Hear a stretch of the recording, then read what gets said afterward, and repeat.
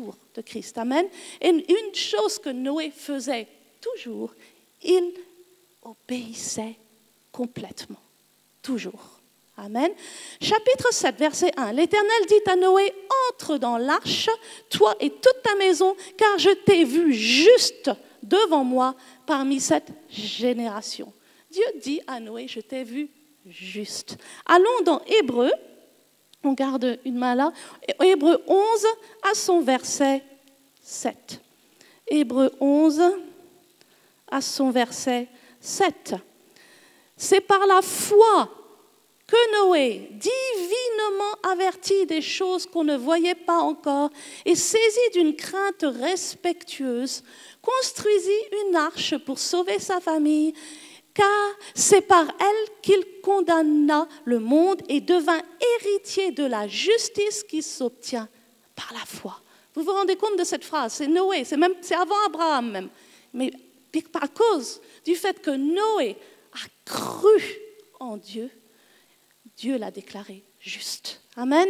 C'est très fort, c'est très fort. Noé avait la foi. C'est par la foi que Noé a construit une arche. Amen. C'est par la foi que Noé a construit une arche. Et il avait besoin de la foi. Vous savez pourquoi? Parce que quand Dieu lui a dit, construis une arche et je vais envoyer le déluge, jusque-là, il n'avait jamais plu sur la terre. Jamais. Jamais plu sur la terre. Il n'avait jamais vu de pluie. Dans Genèse 2, à son verset 6, on peut aller, si vous ne me croyez pas, vers 2, verset 6. Mais une vapeur s'éleva de la terre et arrosa toute la surface du sol. Amen. C'est comme ça que la terre devenait humide à cause de la rosée. Mais il n'y avait pas de pluie. Vous comprenez? Il n'y avait pas de pluie. Donc, il fallait la foi pour faire ce que Noé a fait, parce qu'il n'avait jamais vu de pluie. Okay? Jamais. Mais il a cru Dieu. Et ça a plu à Dieu. Amen. Et il a été divinement averti. Amen. Divinement averti parce qu'il écoutait la voix. Amen. Il entendait la voix de Dieu. Et allons maintenant au verset 5 du chapitre 7. Noé exécuta encore tout ce que l'Éternel lui avait ordonné. Verset 6. Noé avait 600 ans lorsque le déluge d'eau fut sur la terre. On a vu qu'il avait 500 ans quand il a donné naissance à ses fils. Il a 600 ans maintenant. On ne sait pas exactement, mais la construction a peut-être pris même un siècle. Okay? Ça a pris du temps, peut-être moins, je ne sais pas, mais ça a pris longtemps. Okay? Ça a pris très longtemps pour construire cette arche. Donc il aurait pu même changer d'avis plusieurs fois. Il a dit, mais vraiment cette histoire, on va s'arrêter parce que vraiment c'est ridicule et tout le monde se moque de moi, mais je m'arrête. Mais non, il a continué. Et sa construction, en fait, était une prédication. Vous savez ça? Sa construction était une prédication. Sa construction voulait dire, Dieu vous aime, mais vous devez vous repentir parce que vous êtes mauvais. Et si vous ne voulez pas vous repentir, Dieu va vous détruire. Mais si vous voulez revenir à Dieu, rentrez dans l'arche. Rentrez dans l'arche et vous serez sauvés. Amen. C'était sa prédication. Rentrez dans l'arche et vous serez sauvés. Amen. Et c'était un prédicateur. Un grand prédicateur, amen, qui montrait ce qu'il prêchait. Aussi, ça devait être un grand évangéliste. Imaginez-vous le cortège des animaux, tous ces animaux qui rentraient un par un dans l'arche. Et les gens qui regardaient, qu'est-ce que c'est que cette folie ici? C'était une grande évangélisation, ça attirait énormément les regards des gens. Vous comprenez? Ils se disaient, mais c'est quoi cette histoire? Mais Noé l'a fait. Malgré les rires, malgré le ridicule, il l'a fait et il a tout continué. Amen. Donc il est rentré dans l'arche, lui, sa femme, ses enfants, ses belles-sœurs, il est rentré dans l'arche et avec tous les animaux. Okay? Tu prendras, c'est au verset 2 du chapitre 7, tu prendras auprès de toi 7 couples de tous les animaux purs, mâles et femelles, une paire des animaux qui ne sont pas purs, le mâle et sa femelle. Okay? Tous ces animaux connus sur la terre sont rentrés. Et je crois qu'à l'époque, il y avait plus d'espèces que maintenant, parce que les espèces sont en disparition. Donc ça faisait beaucoup de monde dans l'arche, amen, énormément de monde dans l'arche, amen. Et on se demande comment ils ont même pu être tous ensemble comme ça, dans la même arche, le lion avec l'agneau. Je pense que la gloire de Dieu était dans l'arche. Amen. Parce qu'ils sont tous restés là, ensemble. Amen. Verset 16 du chapitre 7. Il en rentra, mâle et femelle, de toute chair, comme Dieu l'avait ordonné à Noé. Puis l'Éternel ferma la porte sur lui. Un jour, le Seigneur fermera la porte. Ok? Un jour, le Seigneur fermera la porte. C'est pour ça que le temps de la grâce, pendant qu'il y a encore temps, il est important de se repentir. Parce que c'est un Dieu qui est lent à se mettre en colère, un Dieu qui est compatissant, un Dieu qui endure, mais il y a un moment où il dit, ça suffit maintenant. Okay? Donc il a fermé la porte. Il a fermé la porte. Donc au verset 17, le déluge fut 40 jours sur la terre, et les eaux crurent et soulevèrent l'arche, et elle s'éleva au-dessus de la terre. Okay? Au verset 20, nous voyons du chapitre 7, les eaux s'élevèrent de 15 coudées au-dessus des montagnes qui furent couvertes. 15 coudées au-dessus des montagnes. L'eau a dépassé les montagnes. L'eau a dépassé le mont Everest. Vous vous rendez compte? L'eau a dépassé. L'eau était très haute. Amen. Beaucoup d'eau. C'était vraiment quelque chose qu'on n'avait jamais vu. Et au verset 23, tous les êtres qui étaient sur la face de la terre furent exterminés, depuis l'homme jusqu'au bétail, aux reptiles et aux oiseaux du ciel. Ils furent exterminés de la terre. Il ne resta que Noé et ceux qui étaient avec lui dans l'arche. Tous furent exterminés. Amen. Voilà, donc ceux qui étaient passés par la porte de l'arche furent sauvés. Ceux qui n'étaient pas passés par la porte de l'arche ne furent pas sauvés. Il fallait donc passer par la porte de l'arche. Amen. Allons dans Jean chapitre 10. Jean chapitre 10 où Jésus parle. Jean chapitre 10. Jésus dit au verset 9 de Jean chapitre 10, « Je suis la porte. » Amen. « Si quelqu'un entre par moi, il sera sauvé. Il entrera et il sortira et il trouvera des pâturages. » La seule porte du salut, c'est Jésus. Amen. L'arche de Noé représente Jésus. La seule porte du salut, c'est Jésus. Il est le seul chemin. Il est la vérité et la vie. Il est le seul chemin. Amen. Il n'y en a pas d'autre. Verset 27 du même chapitre. « Mes brebis entendent ma voix, je les connais et elles me suivent. » Verset 28. « Je leur donne la vie éternelle et elles ne périront jamais et personne ne les ravira de ma main. » Ça, c'est extraordinaire pour ceux qui ont peur de perdre leur salut. Si vous voulez le Seigneur Jésus et qu'il arrive quelquefois que vous tombiez, repentez-vous immédiatement. Mais recourez vers Jésus. Ce n'est pas Jésus qui va vous dire de ne pas revenir. Amen. Jésus va vous garder. Jésus vous garde. Amen. Amen. Personne ne peut vous ravir de la main de Jésus, de sa main. Personne. Amen. Une bonne nouvelle. Nous devons le savoir. Dieu nous aime et Dieu quand il nous donne la vie éternelle, c'est la vie éternelle. Amen. Amen, c'est la vie éternelle. Amen. Donc, voilà, nous allons regarder une autre histoire qui nous parle aussi d'une porte et nous allons aller dans Marc chapitre 10. Marc chapitre 10. Marc chapitre 10, nous voyons une autre histoire. C'est l'histoire du jeune homme riche. Amen. Verset 17. Comme Jésus se mettait en chemin, un homme accourut et il se jetant à genoux devant lui, il dit « Bon maître, lui demanda-t-il, comment dois-je faire pour hériter la vie éternelle ?» C'est une très bonne question. Très, très bonne question. Comment hériter de la vie éternelle? Jésus lui dit, « Pourquoi m'appelles-tu bon? Il n'y a de bon que Dieu seul. » Amen. Donc, d'une certaine manière, Jésus est en train de lui dire, « Si tu m'appelles bon et que Dieu est le seul qui est bon, tu es en train de me dire que je suis Dieu. Je suis en train de te dire que je suis Dieu. Amen, je suis Dieu. » Mais il n'a pas vraiment compris. Il aurait pu donner sa vie à ce moment-là au Seigneur. Alors Jésus continue et il dit, « Pourquoi m'appelles-tu bon? Il n'y a de bon que Dieu seul. Tu connais les commandements. Tu ne commettras point d'adultère, tu ne tueras point, tu ne déroberas point, tu ne diras point de faux témoignages, tu ne feras tort à personne, honore ton père et ta mère. » Il lui répondit, « Maître, j'ai observé toutes ces choses dès ma jeunesse. » Amen. Un jeune homme extraordinaire. Jésus, l'ayant regardé, l'aima. Ma version anglaise dit, Jésus fut émerveillé. Amen. Parce que ce n'est pas facile de trouver des jeunes hommes comme ça, à son époque et à notre époque. Amen. Mais c'était un jeune homme exemplaire. Mais il continue, va, et il est exemplaire parce qu'il a respecté la seconde partie des commandements. Si vous regardez bien dans Exode 20, ce que Jésus a cité est la seconde partie des commandements.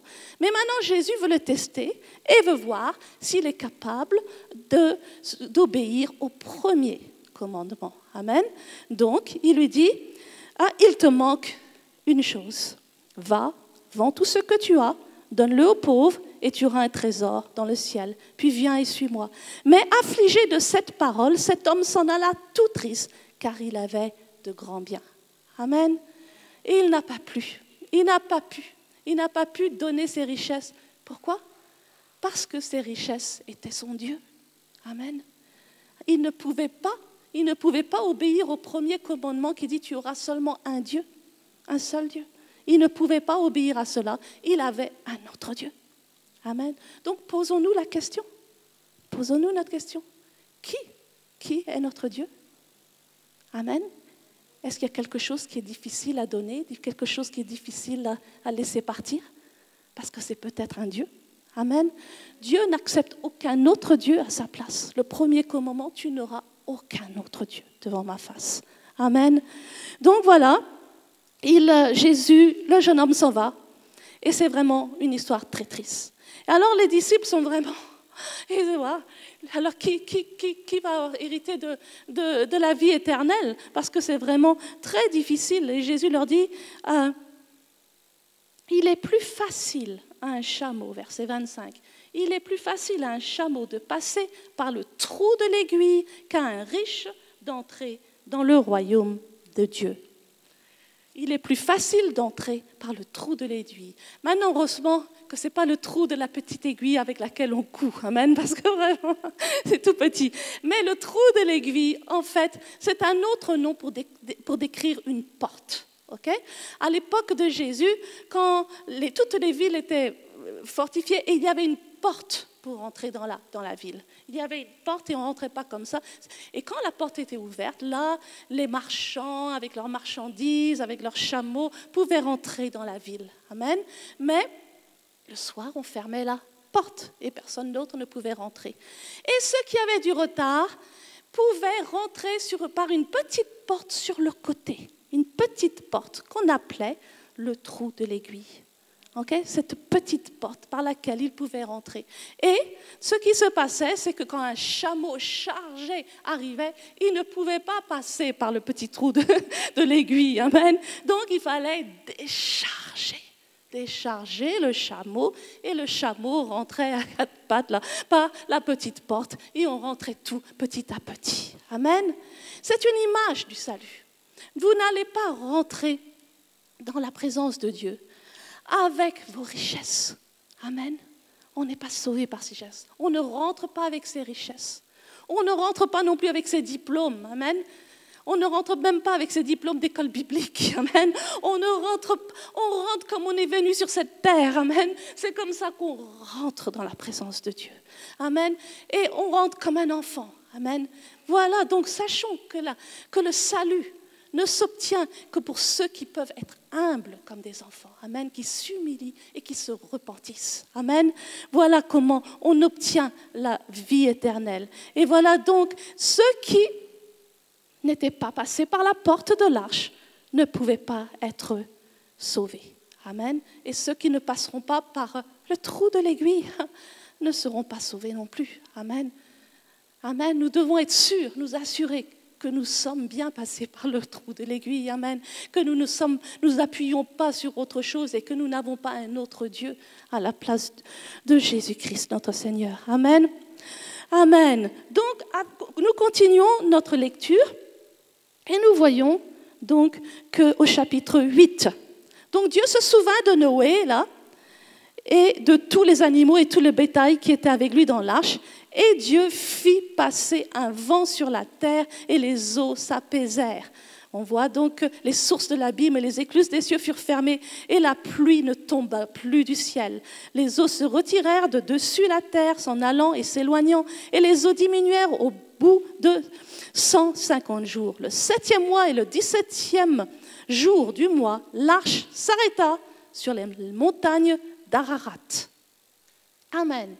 Pour ceux qui pensent que l'histoire de Noé est juste une fable, non, c'est une histoire véritable. Même Jésus le mentionne. Est-ce que Jésus va mentionner quelque chose qui n'a pas existé? Il a dit comme au jour de Noé, c'est que Noé a existé. Amen.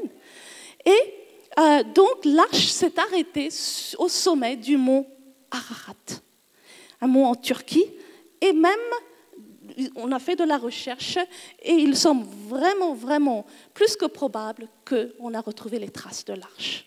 C'est une histoire véritable. Amen. Une histoire véritable. Donc, l'arche s'arrête en haut de la montagne Ararat. Voilà. Les gens commencent à descendre après, mais voilà, l'arche est tout en haut du mont Ararat. Et le mot Ararat, nous l'avions vu la dernière fois avec Pasteur Jean-Claude à l'école biblique, le mot Ararat veut dire malédiction renversée. C'est ça que ça veut dire, Ararat. Imaginez-vous l'image. Vous voyez l'arche qui est faite de bois. C'est un bois élevé là sur une montagne. Amen. C'est l'image de la croix. C'est l'image de la croix de Jésus-Christ. Amen. Seule la croix de Jésus-Christ peut renverser la malédiction. Amen. Seule la croix de Jésus-Christ peut renverser la malédiction. Amen. Dans Galates 3:20, vous pouvez le lire à la maison, il est dit « Christ nous a rachetés de la malédiction de la loi, étant devenu malédiction pour nous, car il est écrit « Maudit celui qui est pendu au bois ». Amen. C'est une image de la malédiction. Bien sûr que l'alliance avec Noé ne va pas nous racheter complètement de la malédiction, nous allons voir. Seul Jésus peut le faire, bien sûr. Mais c'est une étape et cela montre les choses à venir. Dieu va nous racheter de la malédiction. Amen. Et nous voyons donc que l'eau descend et descend.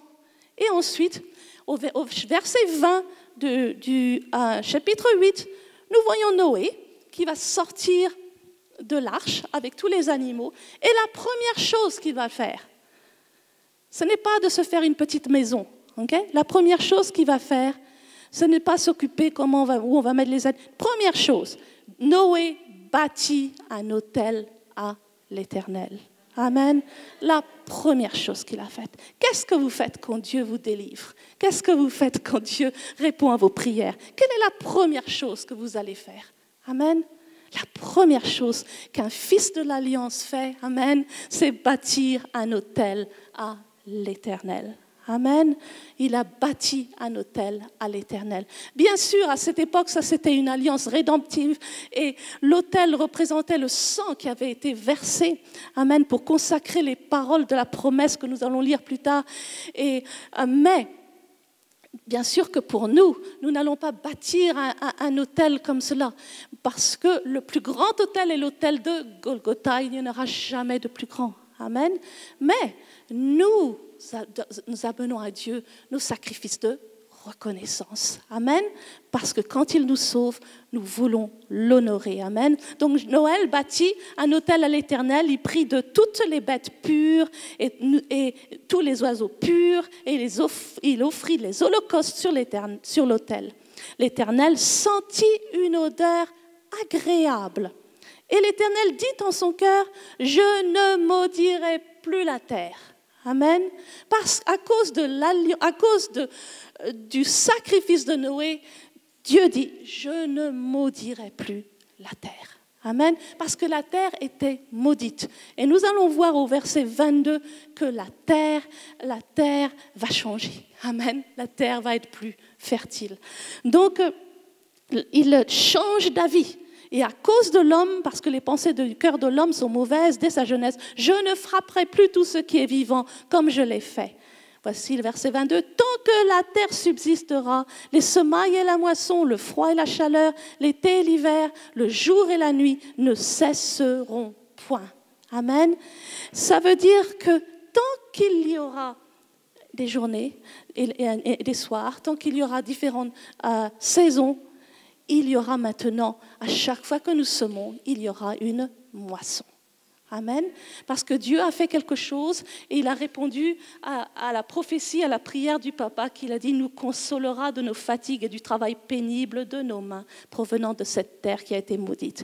À partir de là, la terre a été plus facile à cultiver et la terre a commencé à produire plus. Je ne sais pas pourquoi, mon idée c'est que peut-être à cause des eaux, quelque chose s'est passé, des eaux qui étaient pendant longtemps sur la terre, ça a fertilisé la terre, je ne sais pas ce qui s'est passé, mais ce qui est sûr, c'est que la terre a commencé à produire. Amen. Ceci est aussi une promesse pour nous. Amen. Nous sommes dans une beaucoup plus grande alliance. Amen. Une plus grande alliance, mais c'est aussi une promesse pour nous parce que les saisons continuent, les jours et les nuits continuent. Ça veut dire que nous aussi, quand nous semons, il y a toujours, amen, une moisson. Amen.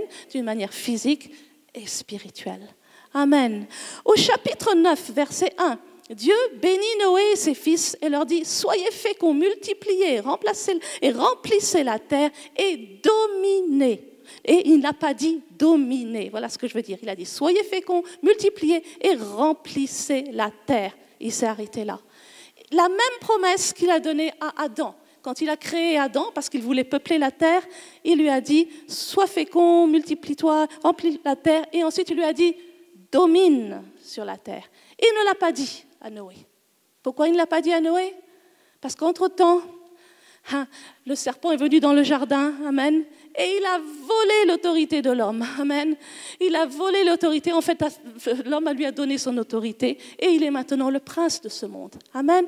Mais grâce à l'alliance que nous avons maintenant en Jésus-Christ, amen, nous maintenant, nous pouvons commencer encore à dominer. Amen.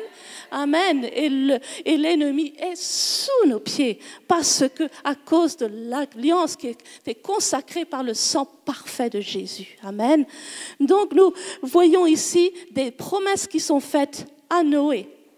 De grandes promesses. Il est dit au verset 9 du chapitre 9, « Voici, j'établis mon alliance avec vous et à votre postérité après vous. » Verset 11, « J'établirai mon alliance avec vous et aucune chair ne sera plus exterminée par les eaux du déluge. Il n'y aura plus de déluge pour détruire la terre. » Verset 12, et Dieu dit, « C'est ici le signe de l'alliance que j'établis entre moi et vous et tous les êtres vivants qui sont avec vous pour les générations à toujours. J'ai placé mon arc dans la nuit et il servira de signe d'alliance entre moi et la terre. » Alors que nous étudions l'alliance avec le pasteur Jean-Claude, nous avons eu, il y a 3 signes pour l'alliance, amen.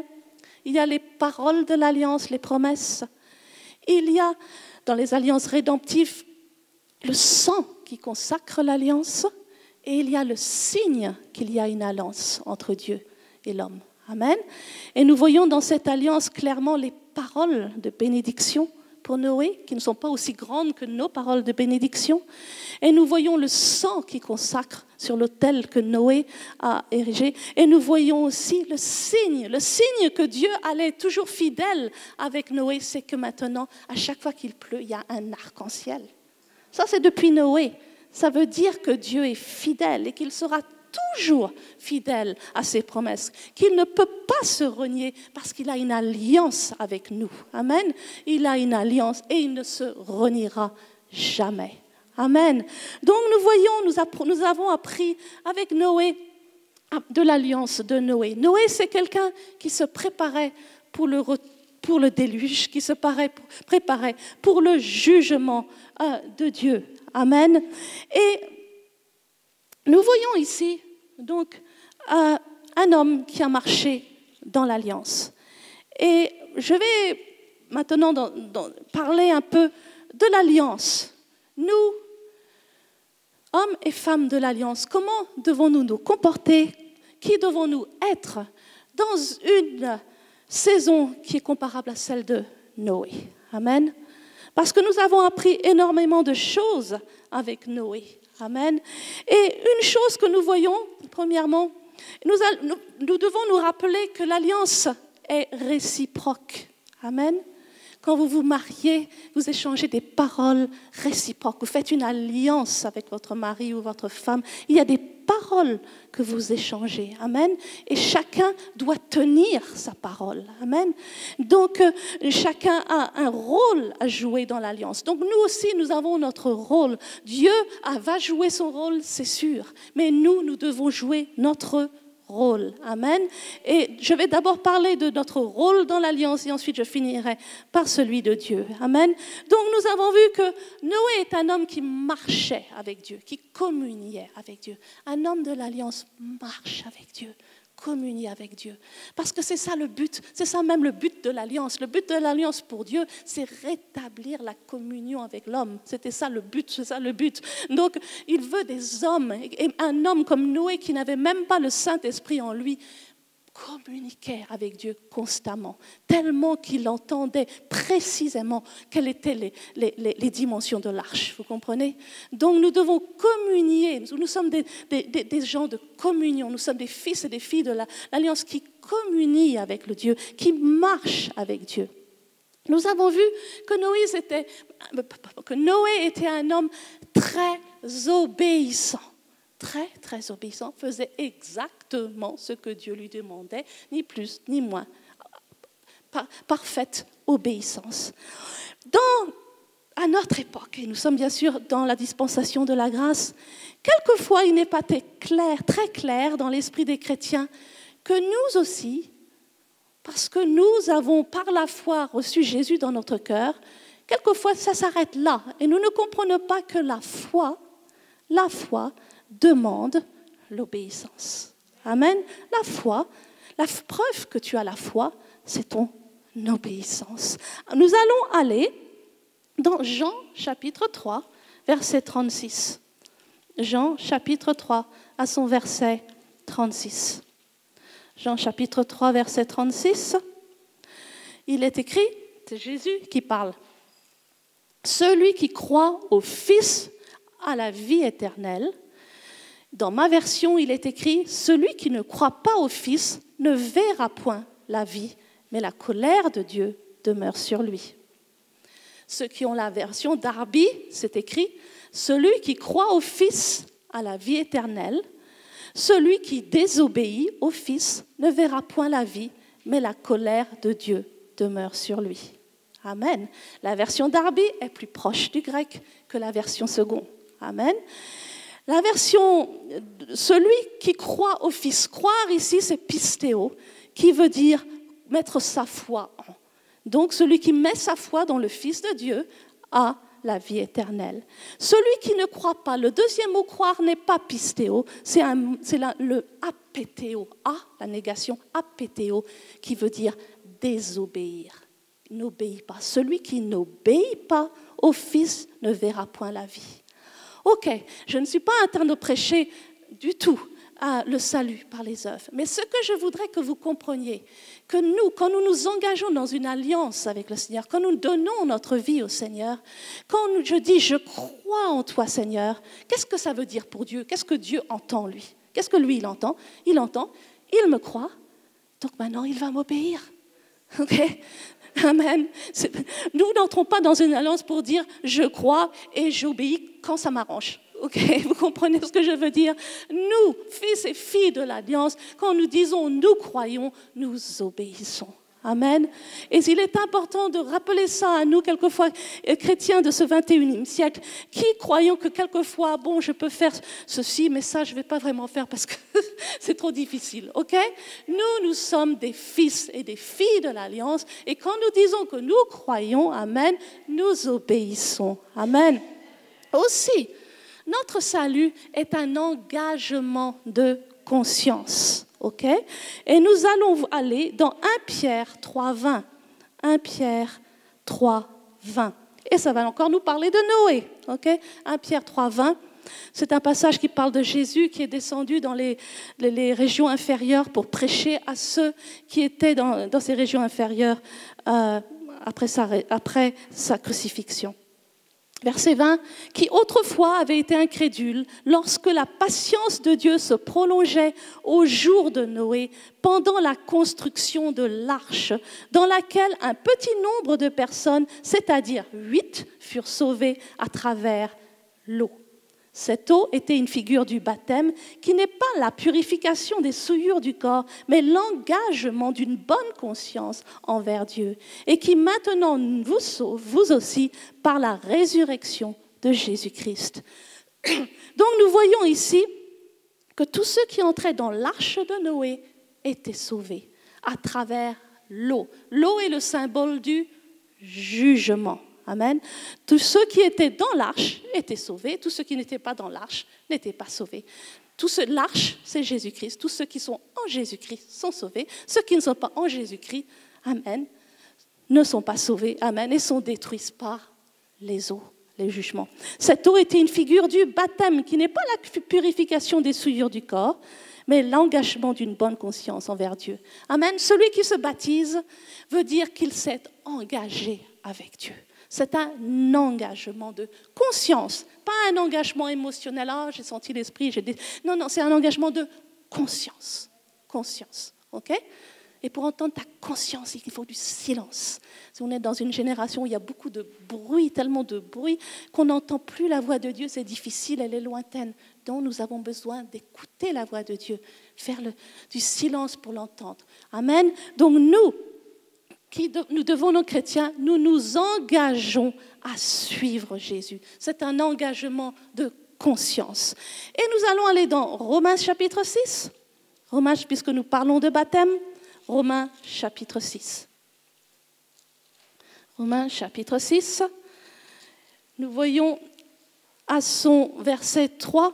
Ignorez-vous que nous tous qui avons été baptisés en Jésus-Christ, c'est en sa mort que nous avons été baptisés. Nous avons donc été ensevelis avec lui par le baptême en sa mort, afin que comme Christ est ressuscité des morts, par la gloire du Père, de même nous aussi, nous marchions en nouveauté de vie. Ici se trouve le résumé de la vie chrétienne. Amen. Dieu est un pédagogue. Rappelez-vous qu'à l'époque où les nouveaux disciples entendaient ces paroles de Paul, il n'y avait pas de Bible écrite, donc ils entendaient. Et Dieu, qui est un pédagogue, a demandé aux disciples, par Jésus, a demandé aux disciples de baptiser tous les disciples, tous ceux qui voulaient être disciples, tous ceux qui voulaient suivre Jésus, baptisez-vous. Amen. Qu'est-ce que c'est que le baptême ? Le baptême, premièrement, c'est un enterrement. Ça veut dire que vous êtes mort à votre vie. C'est ça que ça veut dire. Vous êtes mort à votre vie. On n'enterre pas des gens qui sont encore vivants, des gens qui aiment trop leur vie. Il n'y a pas besoin, ils sont vivants. On n'enterre pas les vivants, on enterre les morts. Ceux qui ont décidé de suivre Jésus jusqu'au bout. Ceux qui ont tout donné pour Jésus et qui n'ont pas peur même de donner leur vie pour Jésus. C'est ceux-là que Jésus cherche. Amen. Ce sont ceux qui sont là, qui s'engagent complètement. Donc la personne qui est morte, on l'ensevelit dans l'eau. Amen. Et parce qu'elle est morte à elle-même, elle se relève et là, elle est vivante en Christ. Elle est vivante en nouveauté de vie. Ce n'est plus elle qui vit, mais c'est Christ qui vit en elle. Et ça, c'est le résumé pour moi de la vie chrétienne. Ok ? Ce n'est plus moi qui vis, c'est Christ qui vit en moi. C'est Christ qui vit en moi. C'est ça. Et c'est ça l'engagement dans cette nouvelle alliance que Dieu nous demande. Okay? L'alliance, c'est parce que un parti a fait ça, l'autre fait ça. Okay? Parce que Noé a offert un holocauste, Dieu a dit je ne vais plus maudire la terre. Parce que Abraham a dit je vais offrir mon fils à Dieu. Dieu a dit parce que tu as fait ça. Maintenant, je vais offrir mon fils. C'est ça l'alliance. L'alliance, c'est David qui dit, je n'offrirai pas à Dieu ce qui me coûte rien. Amen. À cause de ça, tu auras un descendant qui sera le Messie. Amen. Et nous, c'est une alliance. Vous comprenez ? La vie chrétienne est une alliance. Et pour nous, c'est, puisque Jésus est mort pour moi, moi aussi, je meurs pour lui. Et je vis pour lui maintenant. Je meurs à moi-même et je vis pour lui maintenant. C'est ça la vie chrétienne, amen, de notre nouvelle alliance en Jésus-Christ. Amen. Donc nous voyons que c'est ça l'alliance. Et cette alliance résout le péché complètement. Et comment elle le résout? On va lire. On peut lire dans Romains 6, verset 5, parce que Jésus n'est pas seulement mort pour nous pardonner nos péchés, il est mort aussi pour arrêter cette dominion du péché dans nos vies. Amen. Il est mort pour que nous n'ayons plus à pécher. Il a enlevé le pouvoir du péché. Verset 5, en effet, si nous sommes devenus une même plante avec lui par la conformité de sa mort, nous le serons aussi par la conformité de sa résurrection. Ça veut dire que si nous sommes morts avec lui, nous ressusciterons avec lui. Verset 6, sachant que notre vieil homme a été crucifié avec lui afin que le corps du péché, afin que la nature du péché fût détruite pour que nous ne soyons plus esclaves du péché. Vous avez été libérés de celui qui vous tenait esclaves. C'est Satan lui-même et c'est l'esclavage du péché. Et Jésus a réglé ça sur la croix, complètement. Et le péché ne doit plus avoir de pouvoir sur nous. Le problème était le péché, le problème était la méchanceté des hommes. Jésus a trouvé une solution radicale à ce péché. Et qu'est-ce que c'est? C'est que quand tu rentres dans cette alliance, tu dis, Seigneur, tu es mort pour moi, moi aussi je meurs à moi-même. Et celui qui est mort, le péché n'a plus de pouvoir sur lui, aucun pouvoir. Donc considérez-vous mort au péché, qu'il est dit, verset 11. Ainsi vous-même regardez-vous comme mort au péché et comme vivant pour Dieu en Jésus-Christ. Voilà notre alliance. Amen. Amen. Et c'est pour chacun d'entre nous. C'est un choix. On peut encore pécher si on veut. C'est un choix. Mais nous décidons de ne pas pécher. Mais il faut se considérer comme mort. Et le péché n'aura plus aucune emprise sur nous. Amen. Amen. C'est pour ça que je parle et aux fils et aux filles de l'Alliance. Amen. Et je ne parle pas de dénomination, pas du tout. Je ne parle pas du tout de dénomination. Ce n'est pas le problème. Le problème, c'est notre relation et communion avec Dieu. Amen. C'est notre alliance avec lui. Mais Jésus, qui est votre maître, puisque vous avez décidé de le suivre, vous a demandé que vous vous baptisiez. Pourquoi ne pas le faire? Pourquoi? S'il est votre maître. Amen. Donc, tous ceux qui n'ont pas été baptisés, baptisez-vous. Je ne parle pas de joindre une église. Je ne parle pas du tout de ça. Je parle d'obéir au Seigneur Jésus. Baptisez-vous. Amen. Baptiser veut dire que vous avez une alliance avec Dieu et que vous allez jusqu'au bout. Amen. Et le péché n'a plus de pouvoir pour nous. Ça active cette puissance qui a éradiqué le péché en nous. Amen. La chair, nous avons toujours la chair en nous. Mais maintenant, parce que nous avons décidé que Jésus, notre Seigneur, nous nous baptisons, nous déclarons que nous sommes morts et nous sommes même enterrés. Amen, par le baptême. Amen. Donc voilà, les fils et les filles de l'Alliance, ce sont des gens qui sont séparés du monde. Nous n'appartenons plus à ce monde. Amen. Nous n'appartenons plus à ce monde. Amen. C'est ça que ça veut dire, se sanctifier. C'est aussi simple que ça. Se sanctifier, c'est pas faire des efforts.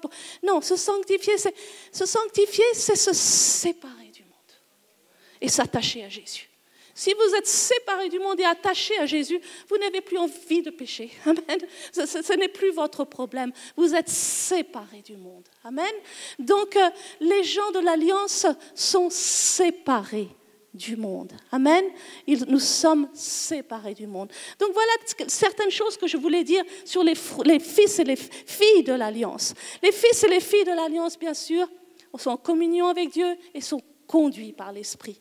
Les fils et les filles de l'Alliance offrent leur meilleur à Dieu et nous l'avons vu. Nous n'offrons pas notre second, nous offrons notre meilleur. Amen.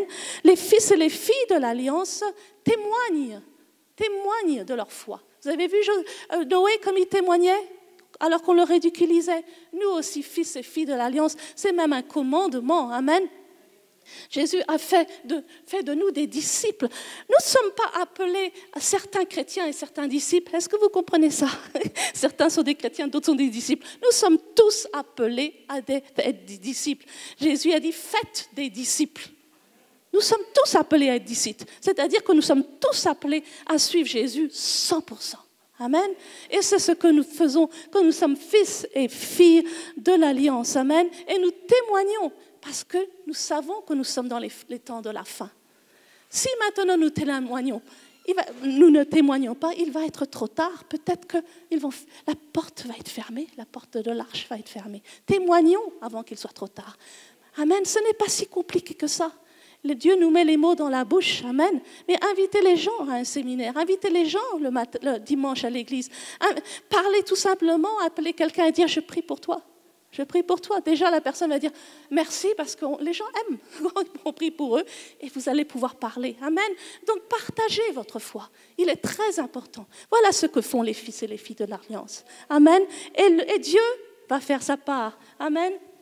Nous sommes maintenant, quand nous faisons tout ça, nous sommes vraiment prêts à recevoir, après toutes les promesses de Dieu. Et les promesses de Dieu sont multiples. C'est tout ce que le diable est venu gâter dans le jardin. Voilà, nous recevons tout ce qu'il a gâté dans le jardin.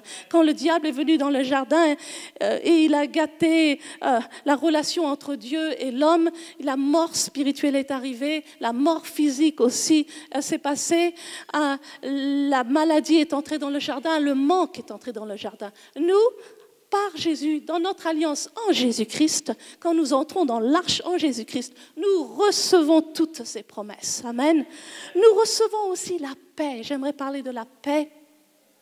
La paix parce que l'arche de Noé, c'est l'arche de la paix. Amen. L'arche de la paix. Et dans ce monde stressant, souvent nous pouvons manquer de paix.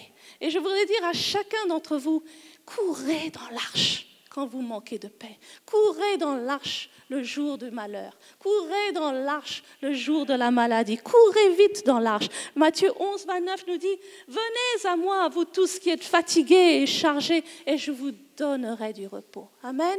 Déchargez-vous. Amen. Nous n'emmenons pas de fardeau, nous avons vu dans l'arche. Le dromadaire là devait décharger tous les fardeaux. Amen. Nous déchargeons pour entrer dans la présence de Dieu. Déchargez-vous. Il s'occupe de vos problèmes. Amen. 1 Pierre 5, 7 dit aussi, déchargez-vous sur lui de tous vos soucis, car lui-même prend soin de vous. Amen. Amen, il prend soin de vous. La protection, c'est aussi une bénédiction de l'Alliance. Dans le psaume 91, il nous parle de l'abri du Très-Haut. L'abri du Très-Haut, c'est votre arche. Amen. L'abri du Très-Haut, c'est votre arche. Quand le malheur arrive, quand la difficulté arrive, quand la maladie arrive, vous courez dans l'arche. Et vous vous cachez dans l'arche. Amen. Là, le diable ne peut pas vous trouver. Le diable ne peut pas trouver ceux qui sont cachés dans l'arche. Vous comprenez? Cachez-vous dans l'arche qui s'appelle Jésus-Christ. Amen. Cachez-vous dans l'arche. Amen. Gloire à Dieu. Les fils et les filles de l'Alliance reçoivent la provision. Dieu est obligé de répondre. Dieu est obligé de répondre. Il est votre papa. C'est ça l'alliance, il est obligé de vous occuper de vous. Il est devenu votre papa, il doit s'occuper de vous. Amen. La guérison, vous recevez la guérison dans l'arche. Amen. Jésus est mort pour que nous soyons sauvés et guéris à la croix. Amen. Et puis nous recevons le salut et la vie éternelle. Amen. Nous recevons le salut et la vie éternelle. Et quand le jour de la trompette va sonner, et ce sera peut-être bientôt, amen, tous ceux qui sont dans l'arche, vont monter, amen, plus haut même que la montagne de l'Everest, amen. Ils vont monter jusque dans les nuages, amen, et nous rencontrerons notre Maître, amen. Donc voilà, je vous parle de l'arche de Noé et je veux vous dire, si vous n'êtes pas rentrés dans l'arche de Jésus, dans l'arche de la paix, rentrez-y aujourd'hui. Amen. Peut-être certains sont même à l'église tous les dimanches. Et vous savez, il y a des gens qui viennent à l'église tous les dimanches qui ne sont pas encore rentrés dans l'arche. Il y en a. Rentrez dans l'arche. Rentrez dans l'arche avant qu'il ne soit trop tard. C'est un avertissement. Rentrez dans l'arche. Amen. C'est un avertissement. Rentrez dans l'arche. Donc nous allons nous lever, nous allons prier.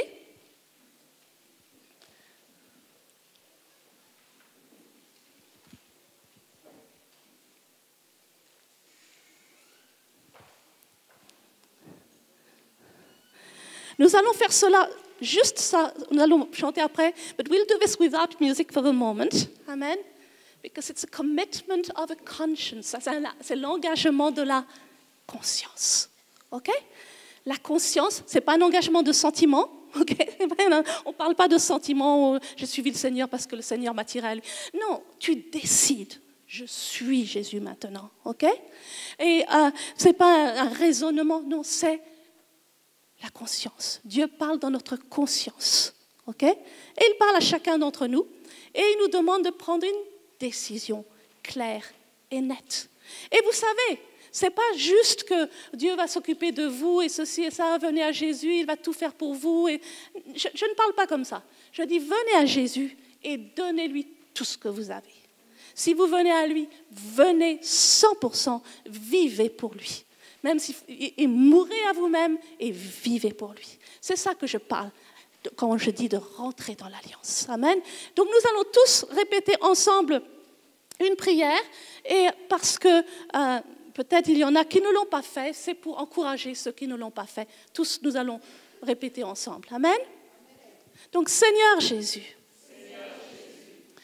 je te remercie pour cette parole. Tu me dis, entre dans l'arche. Et Seigneur, je te dis, oui, j'entre dans l'arche. Seigneur, je viens sans mes fardeaux. Je laisse à la porte mes richesses, mes diplômes, mes qualifications, tout ce qui est important pour moi. Je le laisse à la porte. J'entre seul. Je viens dans ta présence maintenant. Et je te dis, Seigneur, je veux que tu deviennes mon sauveur et mon Seigneur. Seigneur veut dire maître. Donc je te promets, Seigneur, de t'obéir en toutes choses. Merci Seigneur pour le sacrifice de la croix. Sur la croix, tu as pris tous mes péchés. Tu les as effacés tous. Maintenant, tu me déclares juste. Donc Seigneur, je te loue et te remercie. Et je décide de te suivre jusqu'au bout. Merci pour ton Saint-Esprit qui m'assistera à marcher la vie chrétienne. Merci Seigneur pour le don de la vie éternelle. Amen. Amen. Amen.